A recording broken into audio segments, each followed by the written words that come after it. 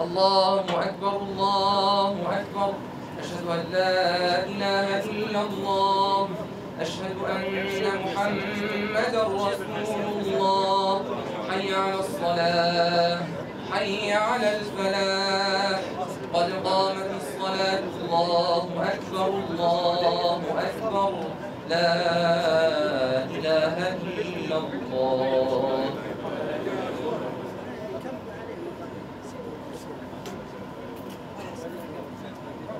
الله أكبر.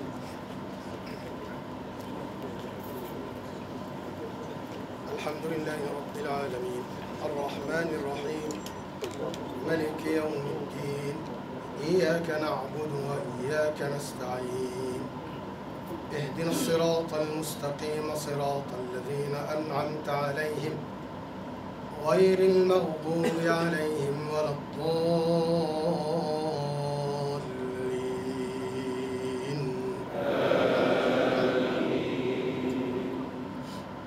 بسم الله الرحمن الرحيم والضحى والليل إذا سجى ما ودعك ربك وما قلى وللآخرة خير لك من الأولى ولسوف يعطيك ربك فترضى ألم يجدك يتيما فآوى ووجدك ضالا فهدى ووجدك عائلا فأغنى فأما اليتيم فلا تقهر وأما السائل فلا تنهر وأما بنعمة ربك فحدث. الله أكبر. بسم الله الرحمن الرحيم. الحمد لله والصلاة والسلام على رسول الله وعلى آله وصحبه ومن والاه. السلام عليكم ورحمة الله وبركاته، ومرحبا بكم في القنصلية العامة بدبي للدولة الليبية، والتي توفر الخدمات القنصلية تحت إشراف السفارة الليبية بأبو ظبي. فمرحبا بكم في قنصلياتكم، ومرحبا بكم في هذا المكان المبارك، في هذه الليلة المباركة، في هذا البلد المبارك. وقد استمعنا إلى آيات الله البينات من مقرئ البلاد الليبية سيدي وشيخي فضيلة العلامة الشيخ الدوكالي محمد العالم، فمرحبا به. ومرحبا بالسادة أعضاء المجلس الوطني الانتقالي الذين شرفونا بحضورهم، وبالسادة المشايخ العلماء الذين شرفونا بحضورهم، وبالسادة الحضور الكرام. سيداتي سادتي، السلام عليكم ورحمة الله وبركاته، ومرحبا بكم مرة أخرى. يقول المولى عز وجل في كتابه العزيز: أعوذ بالله من الشيطان الرجيم، بسم الله الرحمن الرحيم. إنا فتحنا لك فتحا مبينا ليغفر لك الله ما تقدم من ذنبك وما تأخر ويتم نعمته عليك ويهديك صراطا مستقيما وينصرك الله نصرا عزيزا.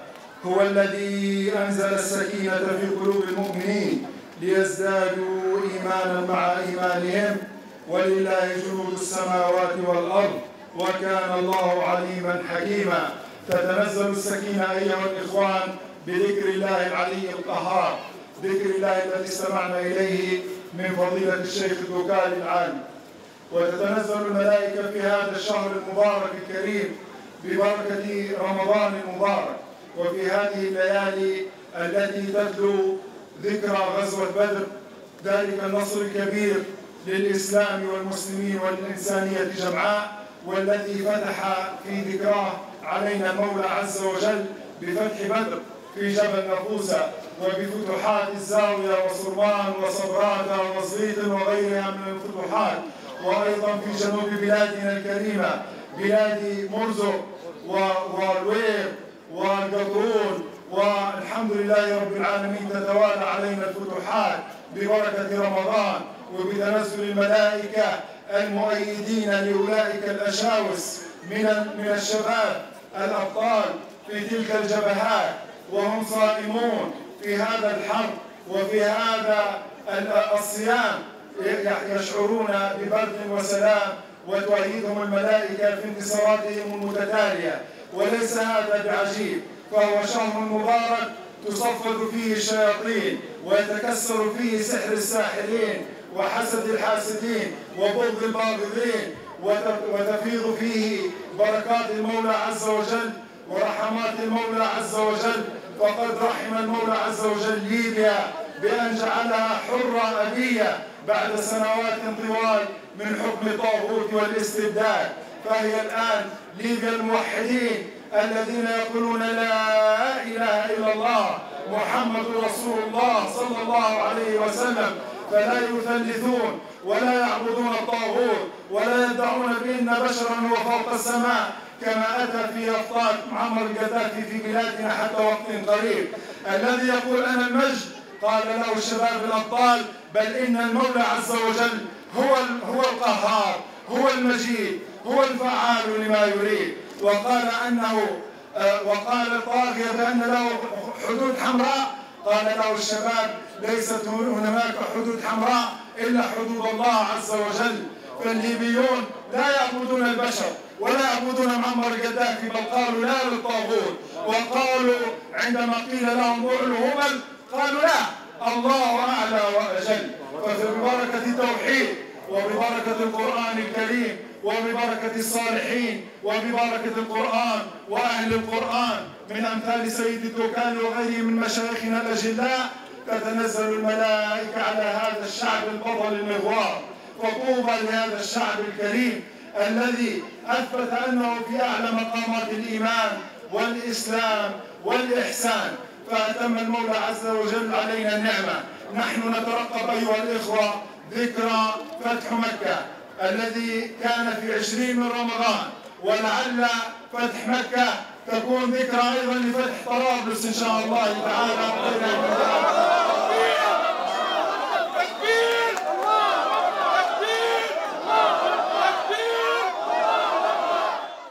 والحمد لله على ذلك، فإن فتح طرابلس سيكون على يد الفاتحين من أبناء طرابلس ومن داخل طرابلس. فالاتصالات أيها الإخوة مثلجة للصدر، مش تشرح الصدور. هناك أبطال في داخل طرابلس لا فقط من شباب طرابلس ولكن حتى في الحرس البلدي والأجهزة الأمنية وفي الدفاع المدني وفي الأمن العام وفي كثير من الأجهزة الأمنية. يتصل الإخوة يقولون نحن معكم، طرابلس كلها معكم، مع الثورة، مع الحرية، مع الديمقراطية، مع العبودية لله عز وجل فقط، ومع التخلص من عبادة الأفراد والأشخاص وعبادة عائلة القذافي إلى عبادة الله عز وجل.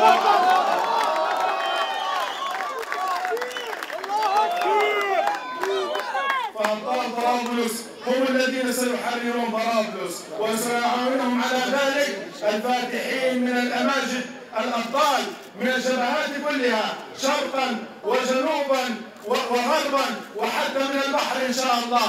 ستأتي هذه البطولات التي تثبت للعالم كله أن طرابلس مدينة كل الليبيين، وأن طرابلس ببركة أبنائها وبفتوحات أبنائها من داخلها إن شاء الله ستتخلص من هذا الطاغية. وليس لنا سر في الانتصار لا بأنفسنا ولا بقوة ولا بجبروت، وإنما ننتصر لله على ما يحبه ويرضاه ببركة محبة رسول الله صلى الله عليه وسلم وبسر التساند الذي بين الليبيين. فكل منا أيها الإخوة مقصر مذنب خاطئ، ولكن معا إن شاء الله يد واحدة بسر المعية التي ذكرها المصطفى صلى الله عليه وسلم حين قال المرء مع من أحب.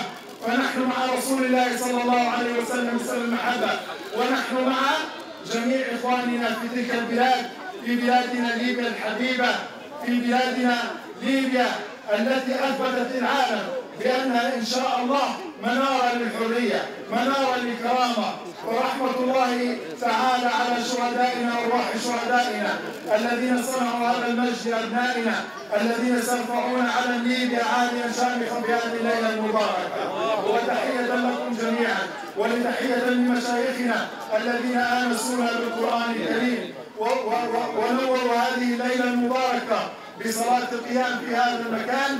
فبدلا من أن كان يوزع فيه الكتاب الأخضر وتوزع فيه المقولات الباطلة، توزع فيه الآن آيات الله العلي العظيم، القرآن الكريم، ذكر الله وما والاه. فنحن سمعنا مشايخنا يقول من أشرقت بداياته أشرقت نهاياته، فأردنا أن تكون البداية بذكر الله وبالصلاة على رسول الله صلى الله عليه وسلم. هذه القنصلية والسفارة في أبو ظبي هي ملك لكل الليبيين، ومرحبا بكل الليبيين، وهذا الباب لن يغلق، وهذا المبنى هو مبنى الجالية، عليكم أن تدخلوه كل ليلة. هذا افتتاح وليس بعده إغلاق.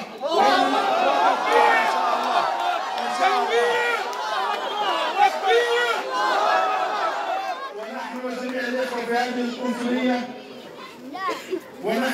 القنصلية نرحب بكم ونخدمكم إن شاء الله تعالى. أود في ختام هذه الكلمة وآسف على الإطالة أن أشكر دولة الإمارات العربية المتحدة حاكما وشيوخا وحكومة وشعبا على استضافتهم لنا.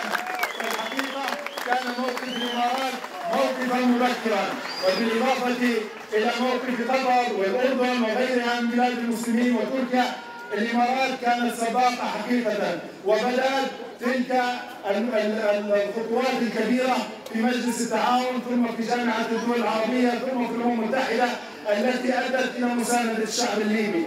فشكرا لهم وجزاهم الله خيرا. ونحن في أحضان هذه البلاد الآمنة نرجو من المولى عز وجل أن يكرم ليبيا بهكذا أمان وبهكذا رفاهية وبهكذا بناء إن شاء الله. فشكرا لهم ولجميع إخواننا وللدول الصديقة والشقيقة على مساندتها.